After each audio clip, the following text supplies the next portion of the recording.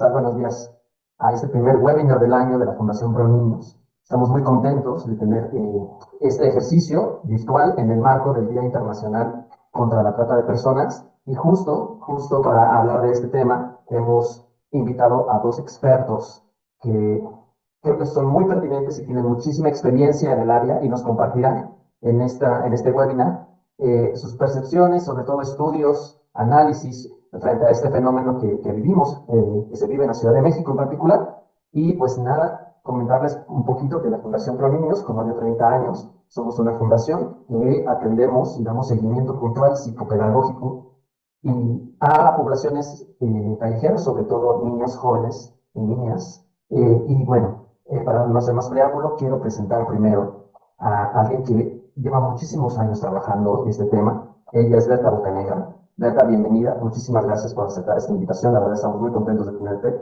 Berta es licenciada en Pedagogía y tiene una maestría en Pedagogía con orientación en Educación y Diversidad Cultural. Ha trabajado con diversas organizaciones, sobre todo en la atención a la problemática de calle y juventud en situación de calle. Y también en su haber ha dado capacitaciones a profesionistas en temas diversos como sexualidad, equidad y género. Berta actualmente es directora general de la Fundación Ética, institución de asistencia privada. Ella coincide con Paulo Freire cuando dice que el educador tiene el deber de no ser neutral. Berta, bienvenida, muchísimas gracias por acompañarnos. Gracias a ustedes por la invitación. También tenemos el día de hoy a un experto en materia. Es un gusto tenerte, Omar Gutiérrez, licenciado y maestro por la Escuela de Trabajo Social de la UNAM. Él tiene ahora una línea de investigación en trata de personas y niñez con crimen organizado y también es integrante del proyecto Problemáticas de la Niñez en el México Contemporáneo. Además, no solo eso, también es integrante de la Academia Nacional de Investigación en Trabajo Social y la Red Multidisciplinaria para la Investigación sobre Discriminación en la Ciudad de México. Omar, con esos credenciales, es un honor tenerte aquí. Muchísimas gracias. Bienvenido. Al contrario, muchísimas gracias por la invitación y pues a compartir un poquito de lo que hemos hecho en el proyecto. Muchísimas gracias, Omar. Y finalmente, un personaje que es muy importante para nosotros en la Fundación, Jorge Vidal Arnaud. Él es nuestro director general actualmente y cuenta con una maestría en animación sociocultural y en liderazgo para la acción. Ha trabajado en diversas organizaciones, sobre todo, por mencionar algunas, el Instituto de la Juventud, el Sistema DIF y también en Save the Children México. Jorge, muchísimas gracias por unirte a esta plática y pues bueno, bienvenidos todos. Muchas gracias. Y gracias, Omar, gracias, Berta, por acompañarnos y acompañar a este personaje hoy bautizado como personaje. Pero muchas gracias, Berta y Omar, y gracias también a ti, Oscar, por liderar esta conversación como parte del equipo de Pro Niños. No, muchísimas gracias a ustedes. Solo darle algunas precisiones a nuestros invitados y las personas que se van uniendo. Tendremos una sesión de preguntas y respuestas al finalizar cada una de las intervenciones. Por favor, les suplicamos que nos compartan estas preguntas vía el chat que se encuentra aquí en la plataforma. Nosotros tomaremos aquellas dándole lugar a las primeras que nos arrojen. Y por favor, muy importante que nos indiquen si la pregunta va específicamente para alguno de nuestros panelistas o es abierta para quien quiera comentarla. Déjenos sus datos y finalmente aquellas preguntas que por tiempo y desgraciadamente luego no podamos contestar, las iremos canalizando a cada uno de nuestros panelistas o las contestaremos aquí en la Fundación. Sin más, quiero darle la palabra a Berta. Berta, por favor, nos interesaría mucho conocer cuál es la perspectiva del fenómeno de trata y situación de calle en la Ciudad de México desde tu trinchera profesional y sobre todo en tu trabajo frente a ética. Adelante. Gracias. Pues lo primero que me gustaría como resaltar es la relevancia de que las organizaciones de la sociedad civil podamos contar con información adecuada que nos permita hacer una intervención de las problemáticas sociales que hemos decidido, incorporarnos, ¿no? De una forma mucho más efectiva, ¿no? Y creo, pues anticiparé esta postura también de institucional, que quien tiene mayor responsabilidad en esta carencia de información suficiente es, por supuesto, el Estado, ¿no? Entonces, lo que podría empezar diciendo es que en términos de la problemática de la situación de calle, hay una gran ausencia de información del todo confiable que nos pueda señalar no solo el número de personas que se encuentran en estas circunstancias, sino una profundización de la problemática. Con una gran frecuencia, las organizaciones de la sociedad civil vamos estamos siendo constructores de esta información y, por supuesto, la academia, ¿no? A quien, por cierto, debemos de reconocerles como importantes personajes en la construcción de este conocimiento que es de gran valía, ¿no? Aclararé que en el caso de étnica, la situación de calle implica para nosotros a dos sectores de la población que sobreviven en el espacio público. Por un lado, quienes habitan en el espacio público, quienes viven en el espacio público, y por otro lado, quienes están trabajando en el espacio público, pero que tienen algún tipo de vivienda, ya sea propia o rentada, ¿no? Y entonces, la intervención que a mí me gustaría colocar en este espacio de intercambio de experiencias es la situación de la niñez trabajadora. Ética es una organización que va a cumplir 36 años de estar trabajando con la problemática de la situación de calle, alrededor de 20 años con la niñez que trabaja en el espacio público. Y yo no soy de las fundadoras de Ética, pero sí tengo también muchísimo tiempo de estar trabajando también con este sector de la población. Y en el largo camino que he recorrido no he tenido contacto con ningún grupo que se encuentre en una situación de trata. Esto no quiere decir, con mi participación, no quiero decir que esta problemática no exista, ¿no? Pero con una gran frecuencia, el trabajo infantil en el espacio público es asociado a esta gravísima problemática de la trata particularmente de la niñez, ¿no? Y esto no necesariamente corresponde a una situación de la realidad, ¿no? Y me parece que es importante destacar. Dentro de la trata, y bueno, seguramente Omar nos va a dar mayor información técnica, pero dentro de la trata, en lo que se refiere a la Ley General para prevenir, sancionar y erradicar los delitos en materia de trata de personas, está contemplada la mendicidad forzada. Y la mendicidad forzada es, pues, una actividad que generalmente se lleva a cabo en el espacio público. Sin embargo, dentro de las actividades laborales de sobrevivencia que se realiza en la calle, tenemos, por supuesto, la mendicidad forzada. Y yo lo que quiero destacar es que hay un importante grupo de personas que pueden realizar esta práctica de mendicidad y no estar involucrados en redes de trata, ¿no? Entonces, quisiera también resaltar que en esta grave dificultad tenemos a veces una gran guerra de cifras en torno a la problemática y que además con una gran frecuencia los medios de comunicación superpoderosos pueden en estas fechas importantes hacer señalamientos a veces totalmente irresponsables sobre datos que no son corroborados y demás. Me gustaría compartirles, por ejemplo, la nota del Excelsior a propósito del 30 de abril. Esta es una nota relativamente vieja, es del 2023, ¿no? Y en esta nota se establece que de acuerdo a la estrategia de atención al trabajo infantil que implementa el DIF de la Ciudad de México, entre agosto del 2020 a marzo del 2023, se detectaron 8.550 casos de niños y adolescentes trabajadores, de los cuales 5.751 ya fueron sacados del mercado laboral mediante acciones como apoyos alimentarios, atención médica y becas para estudios, ¿no? Además, en esta nota también se establece que se han abierto 104 carpetas de investigación contra padres o tutores, 96 de ellas por abandono de la vía pública y omisión de cuidados, y 8 por posible trata de personas. Sin embargo, en la misma nota se establece que hay 2.799 menores de edad que trabajan en estaciones de metro y sus inmediaciones, ¿no? En información que se encuentra en las propias páginas del gobierno de la Ciudad de México, con datos del 2022, se establece que hay 752 niños y niñas y adolescentes que trabajan en el sistema de transporte colectivo y que 1.553 trabajan en la vía pública.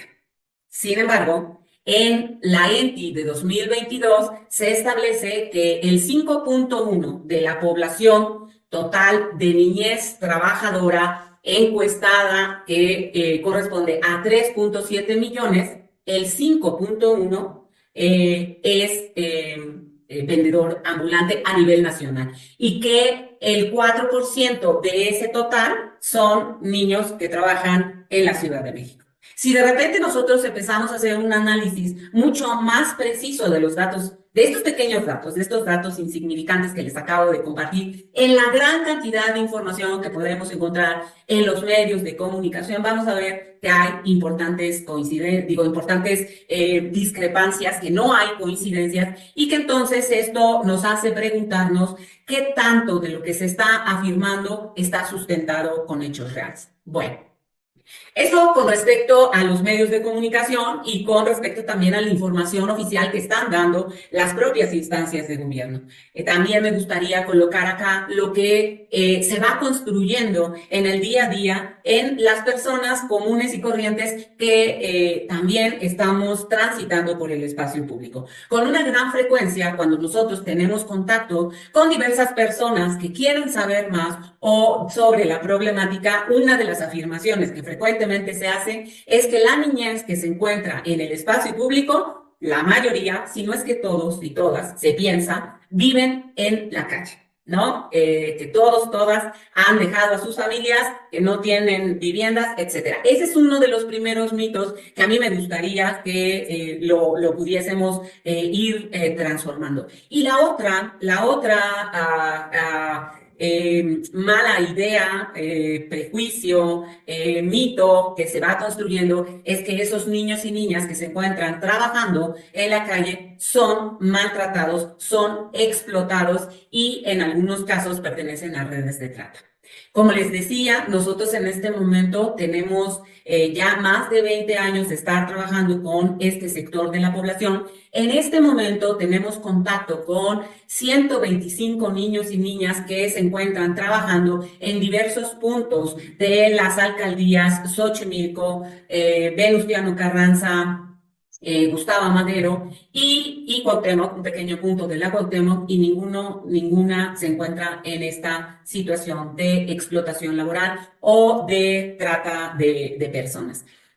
¿Qué es lo que hay detrás de esta creencia, de este mito? En principio, diría que hay un gran prejuicio, que hay, por supuesto, una percepción muy negativa sobre la pobreza, y que con ello va construyendo esta criminalización de la pobreza, en donde se va considerando que digamos que lo voy a reducir a una forma muy simplista, que el malo de la película, de esta gravísima problemática, son las madres y los padres, ¿no? Creo que son de las cosas que nosotras, las organizaciones de la sociedad civil, la academia, pero las personas que ahora nos escuchan, que sienten interés por esta problemática, tenemos que ir transformando. Y tendríamos que exigir, en principio, al Estado que nos proporcione información mucho más certera sobre la problemática, para que podamos tener intervenciones mucho más efectivas,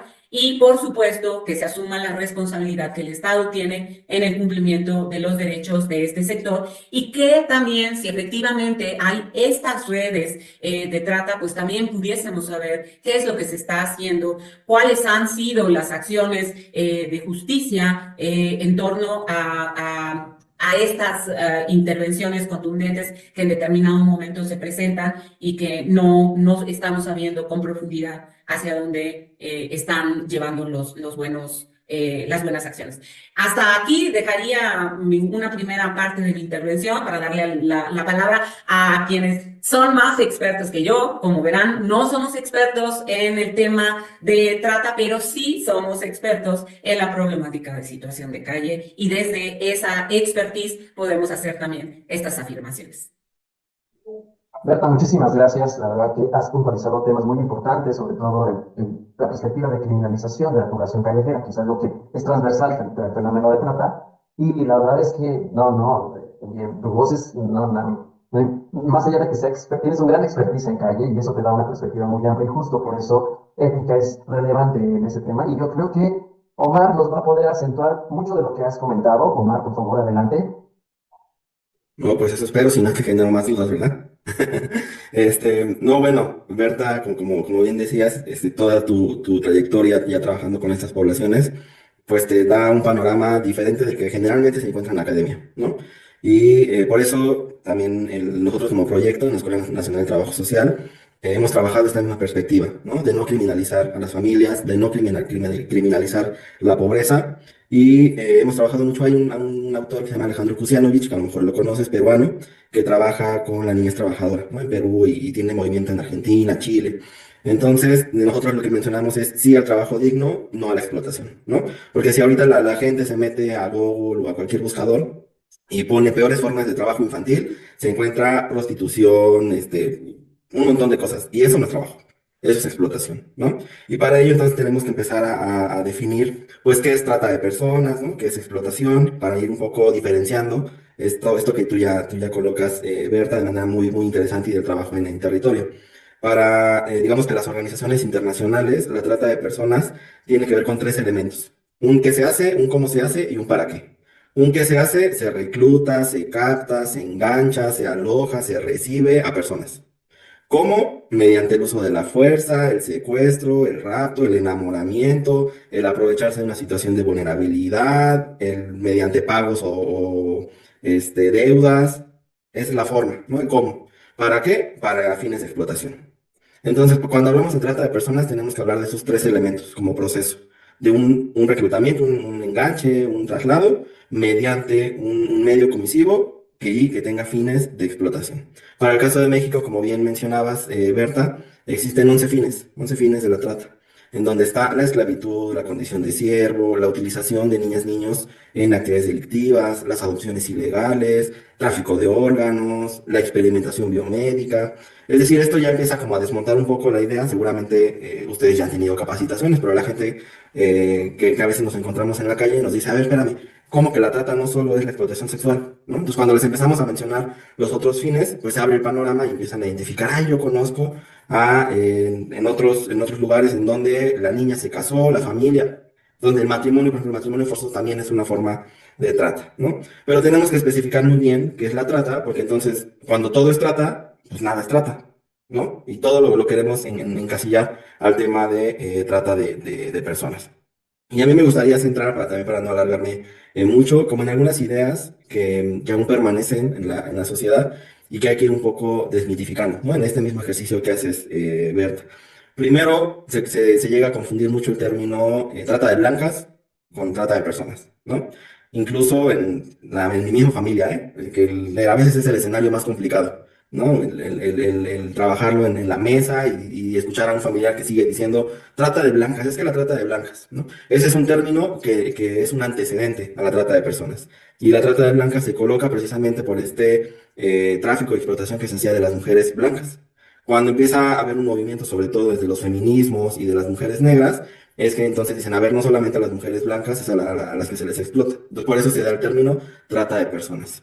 De ahí que digamos que lo correcto del término ahora utilizado es trata de personas. Ahora se empieza a trabajar ya mucho, por ejemplo, la trata de seres humanos, ¿no? En donde dicen las personas, para muchas cosmovisiones indígenas, las piedras tienen personalidad, son personas. Entonces, por eso ya se trata de decir, bueno, la trata de seres humanos. Pero ya tiene que ver con cómo se entiende la problemática y todo. Pero dejémoslo en que la trata de blancas es un antecedente a la trata de personas. Lo correcto ahora es decir, trata de personas. Luego, no es lo mismo el tráfico que la trata, ¿no? También se llega a confundir mucho. Es que el tráfico de personas, el tráfico tiene que ver con el cruce de fronteras. Y en la trata de personas, no necesariamente. Puede haber un cruce de fronteras en donde es conocido los casos, por ejemplo, en Tlaxcala, en donde se enamoran a mujeres y luego supuestamente son llevadas a Estados Unidos, a Europa, a redes de explotación sexual, ¿no? Sin embargo, también existe trata interna. Es decir, que no necesariamente es el cruce de fronteras para que exista trata de personas. A eso entonces tendríamos que entender, el tráfico es el cruce irregular de una persona de un país a otro. Y la trata de personas puede incluir el tráfico de fronteras, pero tiene que ver con la explotación. Es decir, puede haber tráfico con trata, pero también puede haber tráfico sin trata. ¿no? Entonces tenemos que empezar a diferenciar esos dos términos, tanto el tráfico de personas como la trata de personas. En la otra, que también se llega mucho a mencionar, tiene que ver con la trata es igual a la esclavitud, ¿no? O la esclavitud moderna. Y lo que hemos reflexionado nosotros es que no nos alcanza el término de esclavitud para lo que ahora se ven manifestaciones de la trata, ¿no? ¿Por qué? Porque ahora la violencia, la forma de captar, de retener a las personas es mucho más sutil, es mucho más sofisticada. Incluso llegan a haber procesos en donde ese enganche o esa forma de tener captada a la persona está hasta mediante un proceso de consentimiento de la propia persona, ¿no? En donde muchas veces las personas ni siquiera se dan cuenta que son víctimas de trata de personas. Y no se dan cuenta que son víctimas de trata de personas porque seguramente su situación antecedente a esa explotación era peor, ¿no? Y entonces hay un proceso ahí en donde hay un consentimiento, ¿no? Hay un consentimiento que puede estar viciado. Puede estar viciado por ejercicios de poder, por relaciones de dominación, por una situación de vulnerabilidad, por el contexto social, pero hay un consentimiento, ¿no? Entonces, muchas veces cuando llegan ahora a los bares, ¿no? Y que de repente hay operativos, ¿no? Así súper mediáticos, y las personas llegan a decir, no, yo no estoy siendo explotada, pues a lo mejor habría que hacer un estudio minucioso porque no todo es trata, pero habría que ver cuáles son las relaciones de poder, ¿no? Porque a veces les retienen documentos, a veces están amenazadas con las familias, entonces ahí hay una forma de violencia muy sutil, muy sofisticada, que ahora la esclavitud como la imaginamos de la persona encerrada con el grillete, las cadenas, trabajando, eso ahora no sucede. Pero hay otras formas de retener a las personas y hay otras formas de captar, ¿no? Entonces, por último, también mencionar, así como decía Berta, de no criminalizar a las familias, tendríamos que entender la trata como un proceso más estructural, ¿no? En donde participan varios actores y detrás de ellos hay empresas, están las instituciones de gobierno, hay profesionales, ¿no? En el caso de adopciones ilegales, hay incluso trabajadores sociales, psicólogos, abogados que participan en estos procesos, ¿no? Entonces, por eso estamos hablando de una red de trata. Es decir, tiene que haber una organización de dos o más personas para esta actividad delictiva, ¿no? Entendiendo la trata como un delito. Entonces, sobre todo, entender eso, ¿no? O sea, para no criminalizar a la familia, para no criminalizar a la pobreza, cada caso tendríamos que estarlo estudiando, sí, con los ojos de la trata de personas, pero no cayendo en estas categorizaciones de todo es trata, ¿no? Y aún así, digamos que el índice, como bien mencionabas también al inicio, Berta, pues los datos son escasos, ¿no? Y hay una cifra negra también muy alta. Las personas que denuncian, que llegan a abrir una carpeta de investigación, en realidad son muy pocas a los casos que se estiman, ¿no? Por ejemplo, yo me he dedicado a trabajar el reclutamiento de niñas y niños por el crimen organizado. Y la cifra que se maneja desde el 2011 son 30.000 niños involucrados en actividades delictivas. Sin embargo, la Red por los Derechos de la Infancia en México, REDIM, hace un estudio, hace una estimación y calculan ellos entre 145.000 y 250.000 niños que están en riesgo de ser reclutados, ¿no? Entonces, las cifras pueden variar mucho de acuerdo a lo que queremos decir. Algo que se ha manejado en cifras, y ya para ir cerrando, es un poco preguntarnos por qué las personas que están en situación de calle pueden ser susceptibles a ser víctimas de trata. Uno, por la situación de vulnerabilidad, ¿no? O sea, no podemos negar que por algo existe ProNiños, por algo existe Étnica, por algo existen muchas organizaciones que trabajan con las poblaciones que están en calle, ¿no? Y derivado de ello hay que hay una situación de vulnerabilidad. Puede haber pérdida de redes de apoyo, desde la parte económica, desde las desigualdades, desde el abuso de sustancias, ¿no? Que puede derivar en otras problemáticas, y empezando por el género y edad, mujeres, niñas o niños. Y desde ahí lo que se sabe es que por lo menos, y eso ha cambiado, ahorita les comento, pero ahora, en datos que ofrece la OEA, en un informe justo por el Día Mundial contra la Trata, menciona que el 38% de las víctimas son niñas y niños. Es decir, por lo menos 4 de cada 10 son niñas y niños. Y el 61% son mujeres y niñas. Eso cuando yo empecé a estudiar la trata, que fue 2017, 2016, cuando se daban números, mujeres y niñas eran del 85% y niños eran del 15%. Ahora con el paso de los años, de 15 ya aumentó a 38%. Y en el caso de mujeres bajó, pero bajó por una cuestión, porque antes se miraba solo la explotación sexual. Ahora se empiezan a mirar otras formas, la explotación laboral, la mendicidad, los trabajos forzados. Entonces los números empiezan a, digamos, a dividir ya entre hombres y mujeres. Antes la participación o la explotación de hombres era el 20% o 15%, ahora es el 40%. ¿No? Entonces, tiene que ver con cómo también la trata como un negocio internacional, ¿no? Porque no pasa solo en México, como un negocio internacional, se va modificando de acuerdo a los contextos. Y entonces, si ya me identificaron que la explotación sexual es mi fuerte, pues ahora me voy con lo laboral y empiezo con hombres, niños, ¿no? Y ahora el tema del reclutamiento en actividades delictivas, pues lo tenemos bastante fuerte, ¿no? Y, por ejemplo, uno de los medios comisivos o de las formas que más utiliza el crimen organizado para enganchar a jóvenes o niñas, niños, tiene que ver con ofertas de empleo engañosas o publicidad engañosa. ¿No? Entonces, ¿cómo ahí se conecta con las condiciones de vulnerabilidad, la precariedad de empleos, ¿no? La falta de redes de apoyo?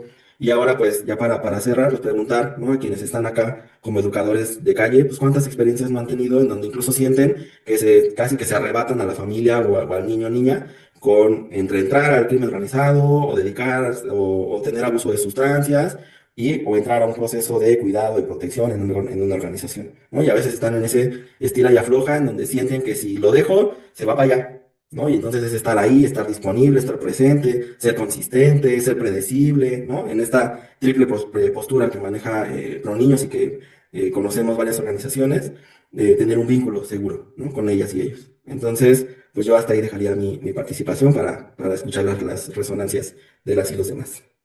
Omar, muchísimas gracias. Sin duda alguna, creo que las cifras que revelas son bastante alentadoras, pero también nos dan mucha luz sobre este fenómeno y sobre todo, no solamente a los que estamos involucrados en cosas de calle, sino también al público que está interesado en eso. Pues revela, ¿no? Cómo opera y sobre todo, creo que, como bien dijiste, en la Fundación tenemos ya mucha experiencia y justo ahora Jorge, nuestro director, nos podrá ahondar mucho más allá, no solo la experiencia que llevamos nosotros en campo con las poblaciones en calle, sino también la perspectiva y qué hacer en un futuro. Jorge, te doy la palabra, muchísimas gracias. Muchas gracias, Oscar. Pero sobre todo, también gracias a ustedes, Berta y Omar, por la apertura y en esta primera participación. Para nosotros en ProNiños es muy importante abordar este tipo de temas, porque hay que ser visibles. Por ahí hay una frase muy utilizada en términos de lo que no se ve no existe.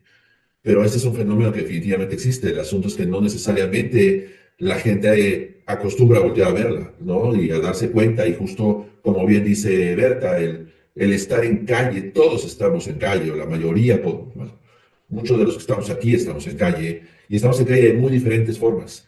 Pero el estar en calle implica tener la capacidad de observar diferentes posibilidades y a veces los fenómenos de explotación, de trata, pasan frente a nosotros si no estamos atentos, atentas a poder identificar ciertos elementos que pudieran ayudar a alguien a poder cambiar la condición de vida que está en ese momento. Eh, y sí, es efectivamente coincido con los temas de la no criminalización, ¿no? Y no ahondaré en eso porque ambos han manifestado en eso, pero simplemente lo converso porque lo hago visible porque me parece una línea súper tenue, pues, o sea, es esa línea ya decías, Omar, hay que ver caso por caso, pero el asunto es que de todos modos hay una línea tenue y no deja de haber un tema de vulneración de derechos, de abuso, de violencia contra los niños y las niñas más allá del concepto específico que podamos utilizar, pues, pero el asunto es, al final, no dejar de lado que implica un nivel de violencia súper fuerte en ese sentido. Y sí, también coincido con la dificultad de los datos, porque sin duda, hoy en estas fechas, como decía Omar, hay diferencias en números y hay diferencias entre los números que puede dar el Secretariado Ejecutivo de la Secretaría Nacional de Seguridad Pública con lo que da el Consejo de Seguridad, ¿no? La Comisión de Seguridad, y hay ahí datos como muy variables que dejan poca claridad, digamos, de lo que realmente sucede. Pero de todos modos, no quiero dejar de lado que finalmente, a través de la información del Secretariado Ejecutivo, el año pasado, a lo largo de todo el año de 2024, y a nivel país, hay un reporte de 379 denuncias a nivel país de niños, niñas y adolescentes, ¿no? De personas menores de 18 años con una denuncia. Pero como bien decía Omar, ya no se denuncia la mayor parte de los casos, incluso hay estimaciones de que el 92% de los casos no se denuncian. Es decir, estos 379 representarían tan solo el 7% de todos los casos que existen en el país.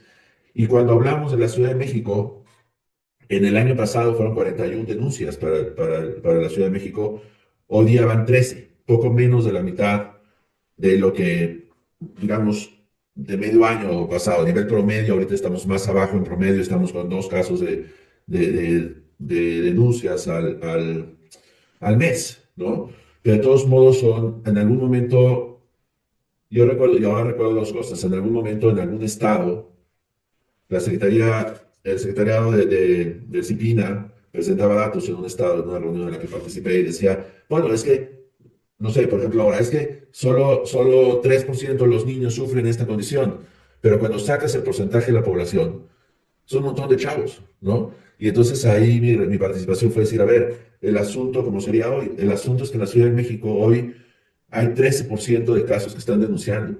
Que si hablamos que ese 13% de casos en estos primeros 6 meses es el 7%, si los números rápidos no me fallan, estamos hablando de que son alrededor de 200 casos que pueden estar sucediendo cada mes en promedio.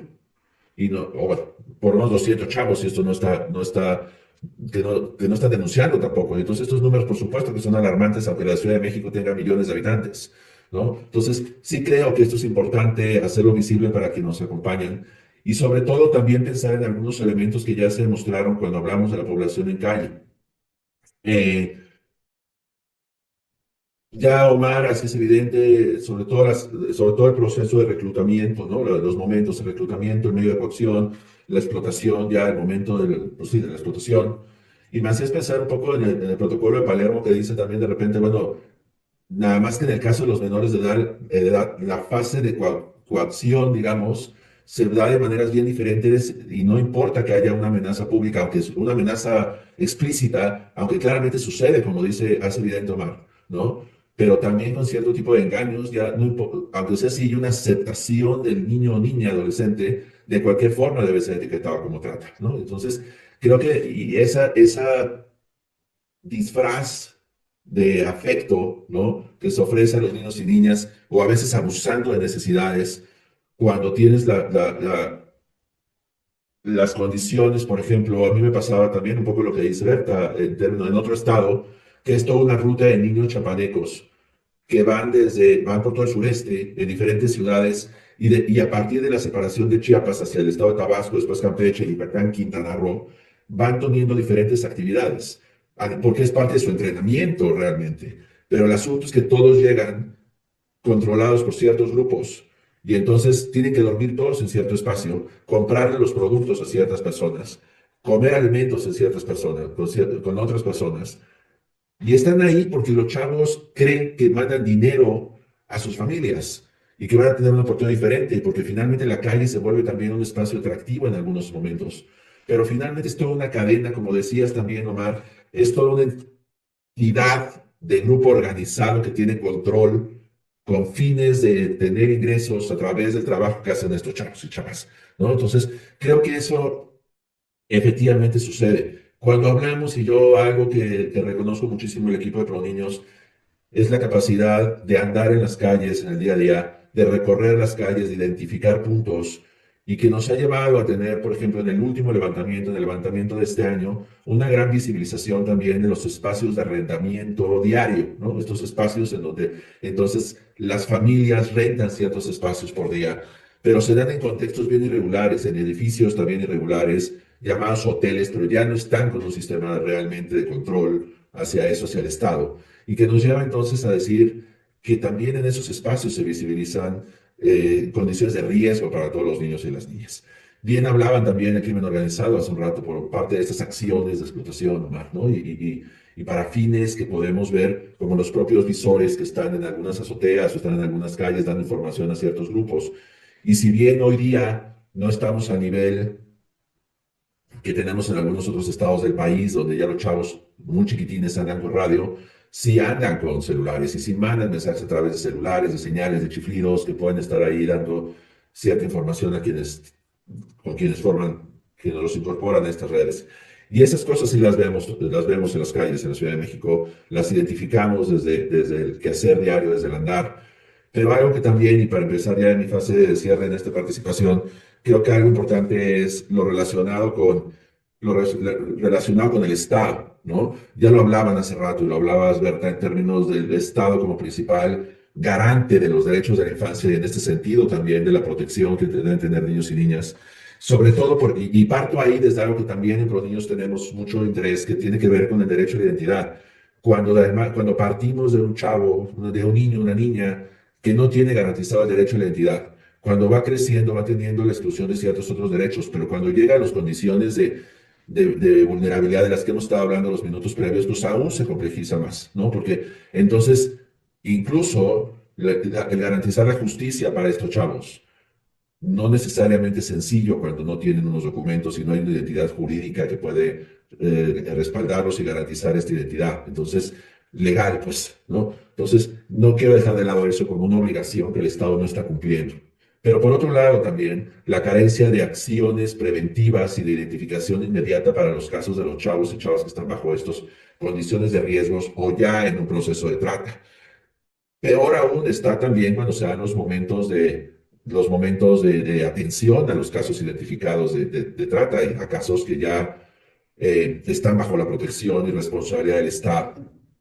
No consideramos desde ProNiños tampoco que haya procesos para la atención misma y una atención adecuada y espacios especializados con la atención suficiente para garantizar un trabajo adecuado para todos estos personas menores de edad víctimas por el delito de trata de personas. Entonces, sí nos es importante, me es importante destacar esta necesidad del fortalecimiento del Estado y que permita no nada más tener la política pública y una ley, que existe una ley que puede ser clasificada como un buen documento de ley, pero como muchos en el país el reto será el ejercicio de esa ley y la puesta en práctica, sobre todo también, y cierro diciendo la importancia que tiene sí para toda la sociedad visibilizar este tipo de fenómenos, visibilizar todas las causas, visibilizar cómo podemos identificar y a dónde podemos actuar y denunciar para que esto pueda cambiar.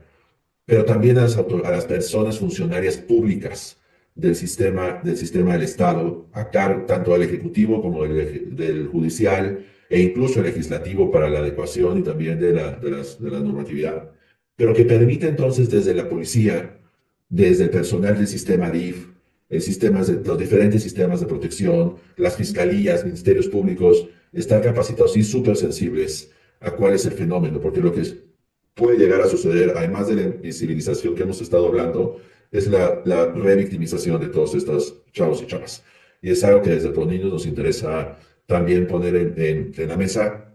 Y cierro simplemente diciendo, con algo no tan simple, pero cierro diciendo que estoy convencido que desde la propia academia, como desde las organizaciones de sociedad civil, estamos con toda la disposición también para contribuir con el Estado, con cualquier instancia del Estado, para poder fortalecer estos procesos específicos, estos protocolos y esta sensibilización hacia el personal. Entonces, si este espacio llega de alguna manera a ser escuchado también por alguna persona de la función pública, estamos a toda la disposición y me atrevo a hablarlo también desde la propia étnica como de la Escuela Nacional de Trabajo Social. Perdón que los meta en esto, pero creo que estamos convencidos siempre, porque los conozco, a apoyar a que la vida en la infancia pueda ser diferente. Hasta ahí me quedo, Oscar. Gracias. Muchísimas gracias, Jorge. Les agradezco a todos su participación, la verdad. Y yo quisiera acuñar tres grandes, y ojalá nos pudiéramos responder, como para empezar esta recta de preguntas y respuestas, que un poco recoger también los comentarios que nos están haciendo llegar y coincide con lo que justo me gustaría apuntar sobre esta charla. Primero, esta distinción que han hecho muy acertadamente, porque en el imaginario colectivo se considera trata solo al aspecto sexual. Sin embargo, laboral es una cosa que también ocurre y que últimamente se ha puesto en boga a raíz de la dignificación laboral. Si ya con las personas que tenemos un trabajo formal se está hablando y se están haciendo reformulaciones para tener trabajos más dignos, imagino que también la situación de vulnerabilidad para personas que trabajan en calle, no en trabajos informales, es una laguna no solo legal, sino también social, ¿no? Y por ahí también ahondar en esa parte.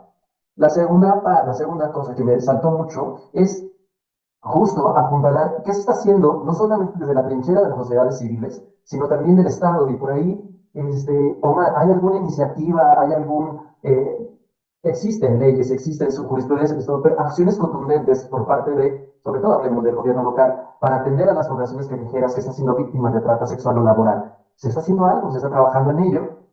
¿Qué podemos hacer nosotros como sociedad civil para identificar fenómenos de trata que estén vinculados al mundo de calle? Y sobre todo, cómo lograr que esta agenda social, ¿no?, haga match con la agenda pues nacional en temas de procuración y bienestar de las infancias en México. Dejo la respuesta a quien guste contestarla y les repito, es como un compilado de algunos comentarios que estaba leyendo.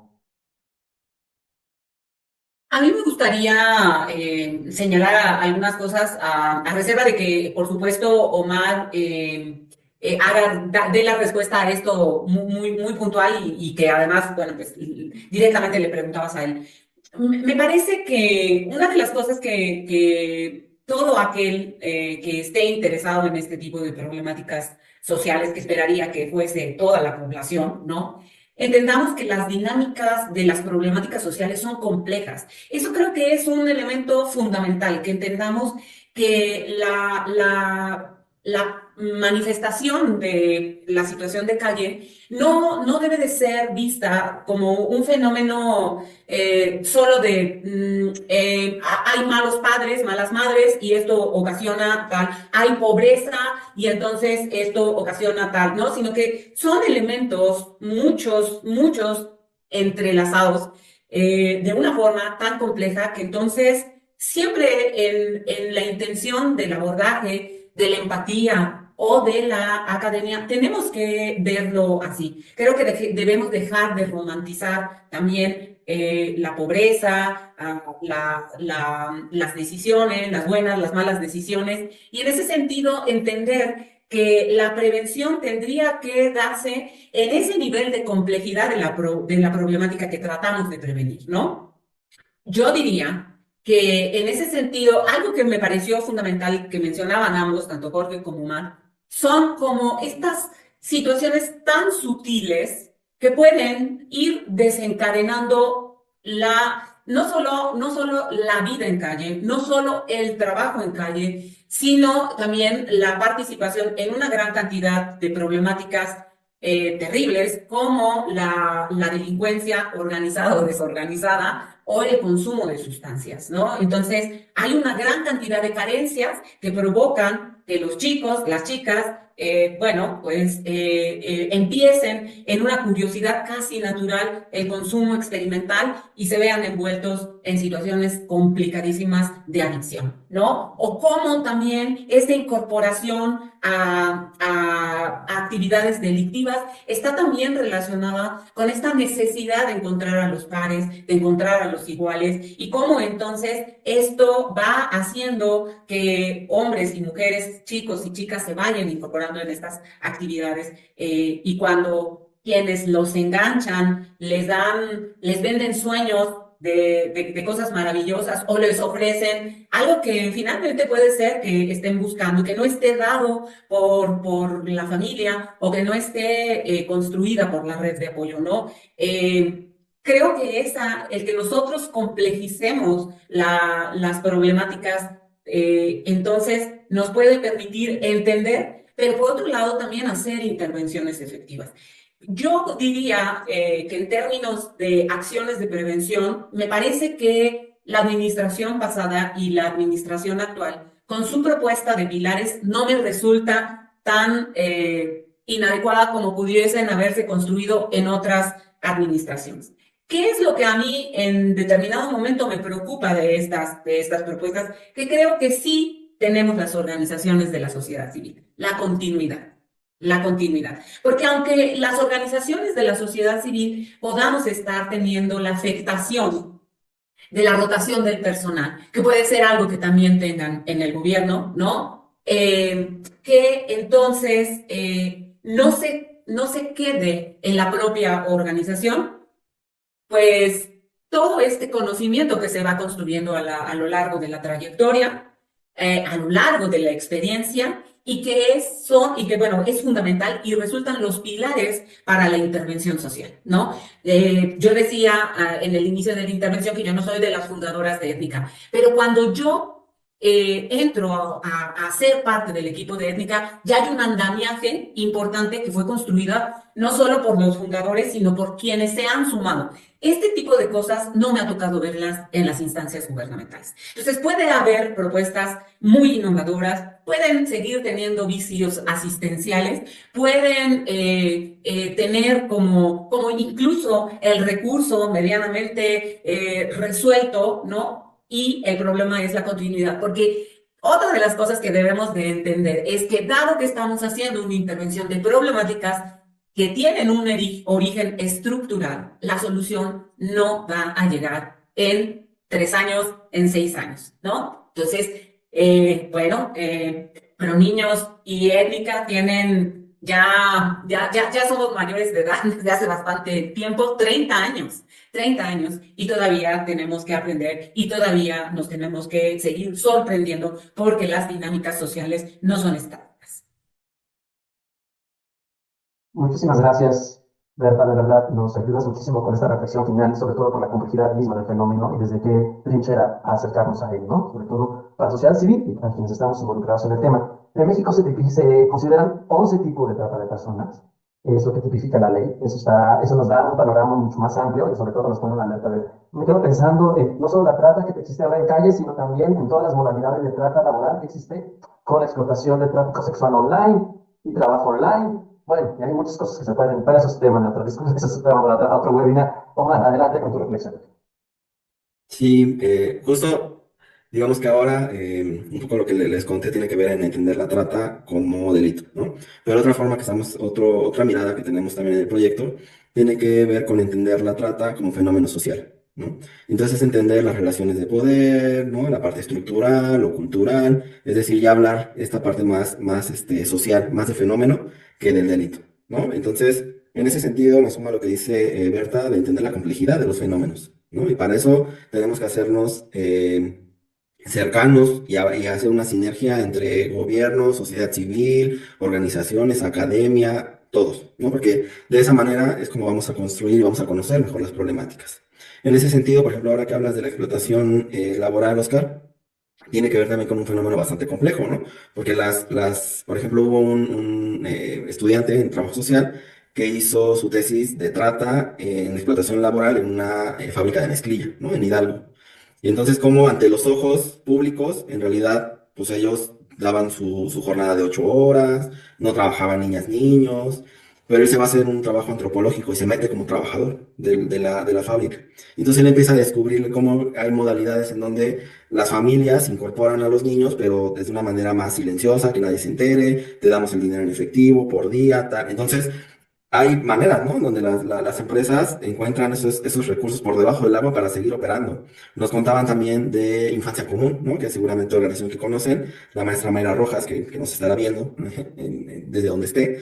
Este, nos contaba de cómo, por ejemplo, en los campos agrícolas, ellos dicen, aquí no trabajan niñas, niños, ¿no? Y como en la parte visible, solo se aceptan familias, pero una vez que llega la familia, le dicen, oye, ¿y no tienes más familia que quiera venir? No, pues tengo a mi hija, a mi hijo. Pues tráetelo, mira, que trabaje y te damos aquí el dinero, pero que nadie se entere. Entonces hay formas y hay maneras en que eso se sigue dando.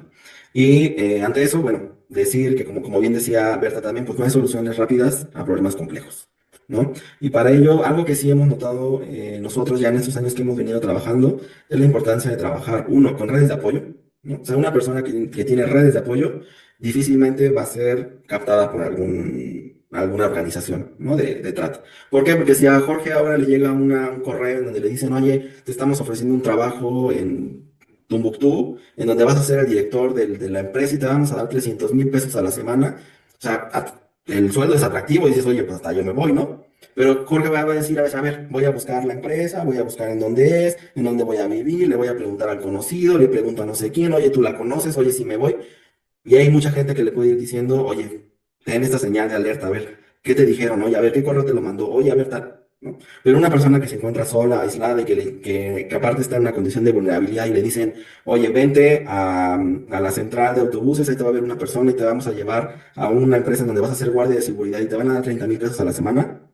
Y no tiene nadie que le diga, oye, mira, checa de dónde te mandan esa información, oye, mira, pues es atractivo, ¿no? Y así es como se dieron los casos de las desapariciones en Jalisco, ¿no? Por ese tipo de ofertas de empleo engañosas. Entonces tenemos que conocer las problemáticas y por eso yo empezaría por ahí, ¿no? Por las redes de apoyo.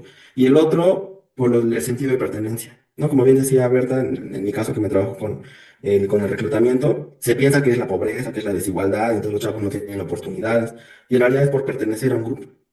Aunque no les paguen, ellos quieren pertenecer a un grupo. Entonces, ¿qué pasa si nosotros generamos acciones, generamos estrategias en donde se construye un sentido de pertenencia comunitario y familiar? Desde el cuidado, desde la protección, desde el protagonismo de niñas, niños.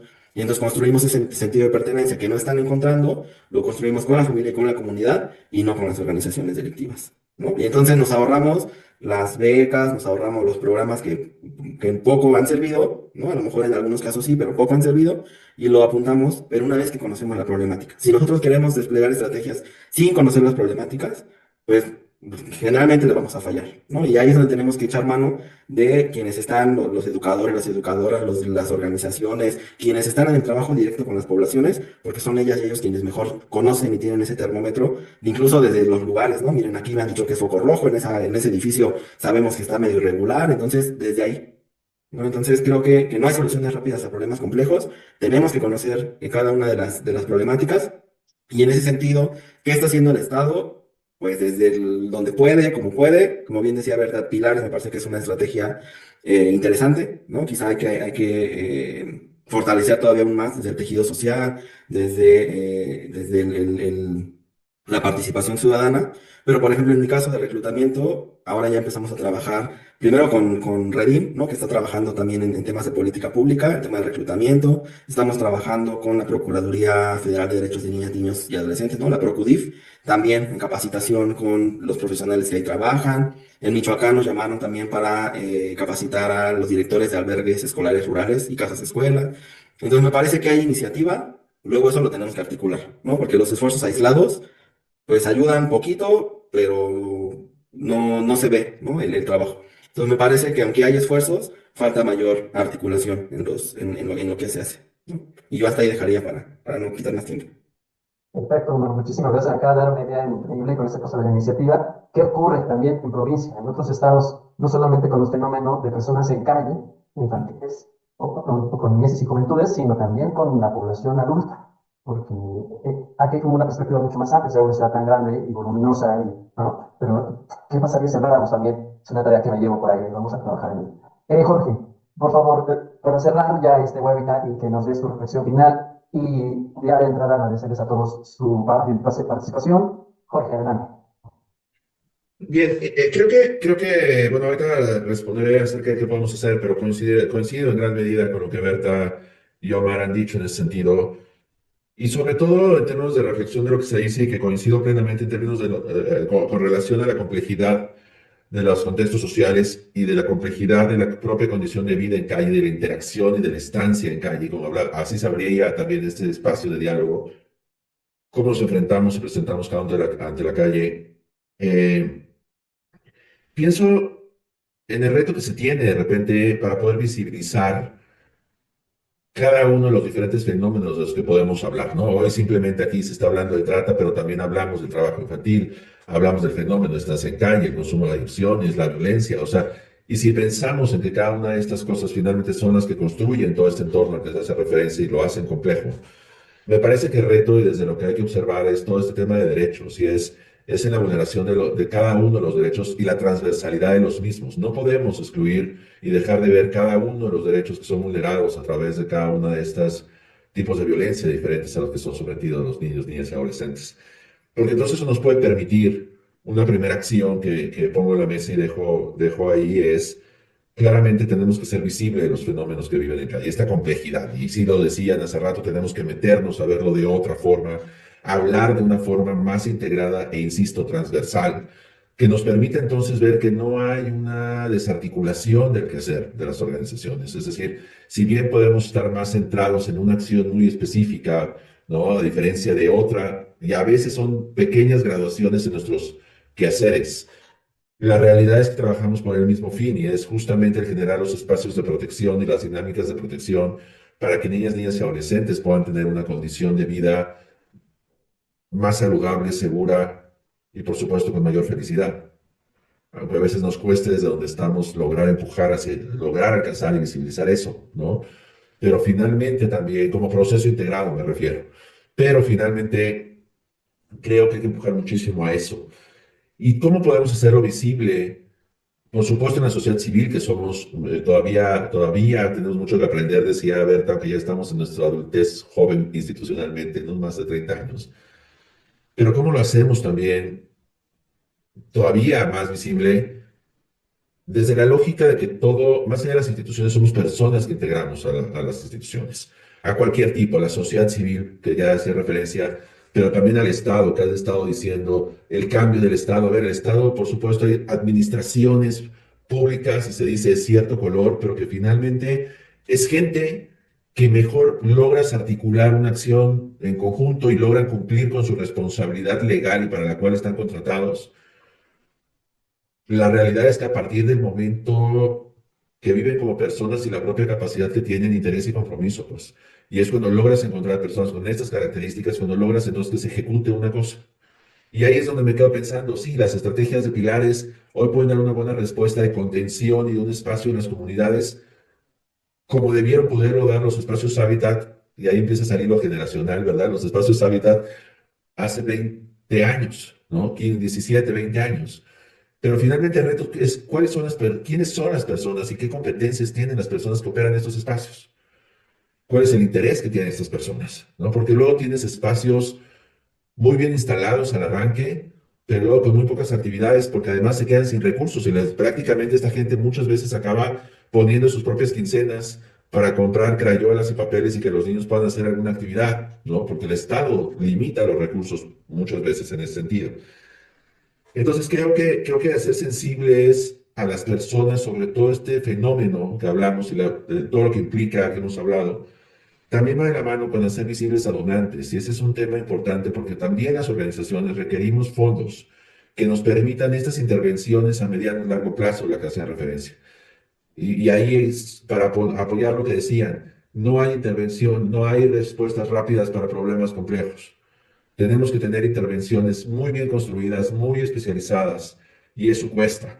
A veces creo que también la sociedad piensa que podemos hacerlo muy rápido, y entonces, o los financiadores, los donantes, y te dicen, no, pues en 5, ok, yo te apoyo, pero yo te apoyo para la trata, pero bueno, tienes 6, 9, 12 meses para resolverlo, ¿no? Si bien te va, es un multianual que te da 18, 24 meses para abordar, pero creo que el reto está ahí, creo que el que hacer es invitar a quienes nos escuchan ahora, tanto que se unieron al Zoom y a que agradezco mucho, como que nos siguen en vivo en otros espacios o que nos verán a través de una grabación y que espero que lleguen hasta el final, es que puedan ayudarnos a conversar con otras personas sobre lo que sucede.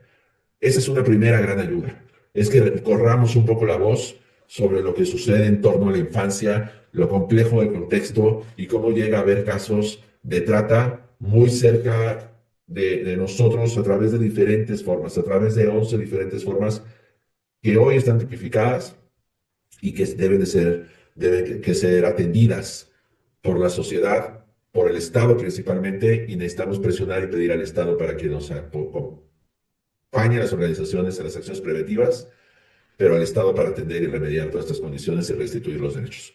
Muchísimas gracias, Omar, y muchísimas gracias, Berta, por compartir este encuentro. Ahí me quedo, Oscar. Muchísimas gracias de verdad a todos. Creo que ha sido una jornada muy interesante, sobre todo abordar este fenómeno. Yo les agradezco a cada uno de ustedes, Berta, infinitivamente tu participación, disponiendo el tiempo. Omar, también, de verdad, fue un placer platicar con ustedes. Jorge, como siempre, nos has enseñado muchísimo. A todas las personas que se unieron, recordarles que esta sesión estará en los siguientes días disponible a través de nuestro canal de YouTube.